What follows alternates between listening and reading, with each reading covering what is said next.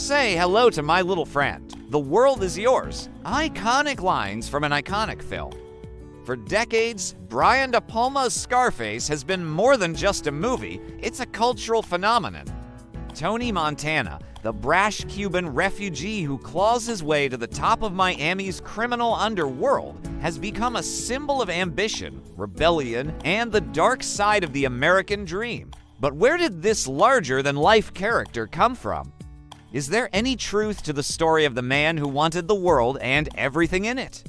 Today, we pulling back the curtain on the myth to uncover the real story that inspired Scarface. Let's get one thing straight right away. Tony Montana, as portrayed by Al Pacino, never existed. He's a fictional character. However, his story isn't spun from thin air.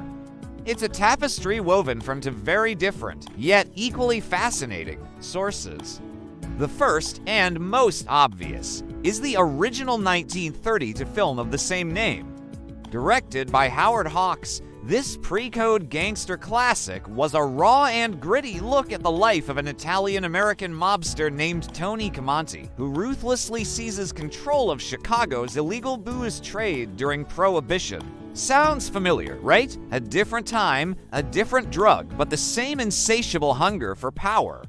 And who was this original Tony based on? None other than the most notorious gangster of all time, Al Capone.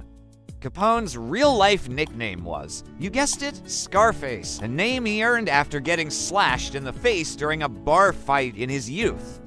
He hated the nickname, but it stuck, becoming part of his fearsome legend. The 1932 film mirrored many aspects of Capone's life, his violent rise to power, his flamboyant lifestyle, his brutal elimination of rivals, and even his strange, almost uncomfortable relationship with his sister.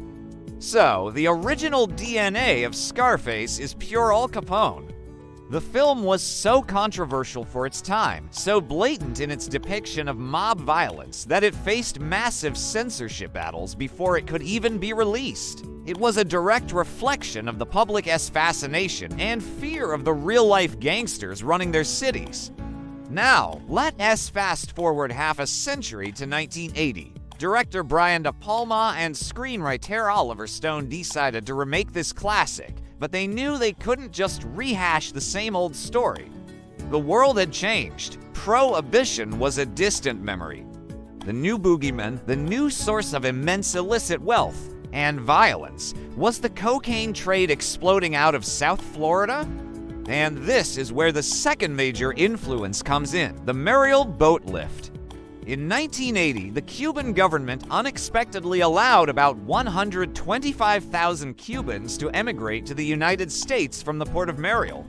While the vast majority were ordinary people seeking freedom and a better life, the Cuban government also used the opportunity to empty its prisons and mental institutions. A small percentage of those who arrived were hardened criminals, dubbed Marielitos. This influx created a massive social and cultural shift in Miami, and it also provided a fresh, volatile ingredient for the city's burgeoning drug trade.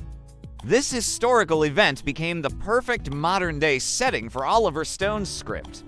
He traded the Italian-American mobsters of Chicago for a new wave of Cuban criminals in Miami and alcohol for cocaine. Tony Montana's opening scene, where he arrives as a political refugee and immediately reveals his criminal past to immigration officials, is a direct dramatization of the Mariel boat lift scenario. The film captures the vibrant, chaotic, and dangerous atmosphere of 1980s Miami, a city awash in cash, neon lights, and violence.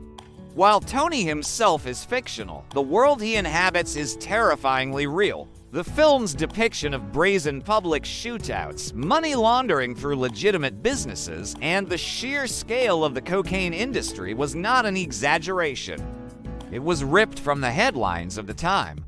Miami was the epicenter of the cocaine cowboys era, a period when drug lords operated with near impunity, turning the city into a war zone. So, was there a single Tony Montana among the Marielitos? Not exactly. Instead, Tony is an amalgamation, a composite character representing the most ruthless and ambitious figures of that era. He embodies the me-first attitude and the get-rich-quick mentality that defined the decade. Oliver Stone, who was battling his own cocaine addiction at the time, channeled that dark energy into the script, giving Tony's descent into paranoia and self-destruction a raw, personal feel. He wasn't just writing about a gangster, he was writing about the destructive nature of addiction and greed itself. Let's talk about some of the film's most memorable scenes, the infamous chainsaw scene. As gruesome as it is, it was reportedly based on real tactics used by Colombian cartels to intimidate their rivals and enforce discipline. The mountains of cash being counted in the back rooms. Miami banks were overwhelmed with so much drug money in the early 80s that the Federal Reserve Branch in Miami had a cash surplus of over $5 billion, more than every other branch in the country combined. The film's depiction of the nexus between high-level traffickers, corrupt officials, and international bankers was a disturbingly accurate reflection of a very real system. The character's famous line, "First you get the money, then you get the power, then you get the women," became the mantra for a generation. It perfectly encapsulated the twisted version of the American dream that Tony was chasing. He saw America not as a land of opportunity through hard work, but as a land of acquisition through force. This is perhaps the most enduring part of the Scarface myth. It's a cautionary tale disguised as a gangster epic. We watch Tony rise, and we're captivated by his audacity and charisma, but we also witness his complete moral and psychological collapse. In the end, Tony Montana is a ghost. He's the ghost of Al Capone's Prohibition-era Chicago, resurrected in the sun-drenched, blood-soaked streets of 1980s Miami. He's a fictional character built on a foundation of historical fact: the Mariel boat lift, the rise of the cocaine trade, and the timeless, corrupting allure of absolute power. The film's enduring popularity isn't just about the cool quotes or the action scenes. It's because it taps into a fundamental truth about human nature and the dark side of ambition. It shows us that when you believe the world is yours for the taking, you often end up losing yourself in the process. So, the next time you watch Scarface, remember the real history behind the fiction. Remember Al Capone, the real Scarface who ruled an empire of illegal booze. And remember the thousands of real people caught in the crossfire of the Miami drug wars of the 1980s. The story of Tony Montana may be a myth, but the forces that created him were, and in many ways still are, very real. Thanks for joining us on this deep dive into the story behind the legend. What are your favorite movie myths you'd like us to explore next? Let us know in the comments below. And if you enjoyed this video, don't forget to hit that like button and subscribe for more content. We'll see you in the next one.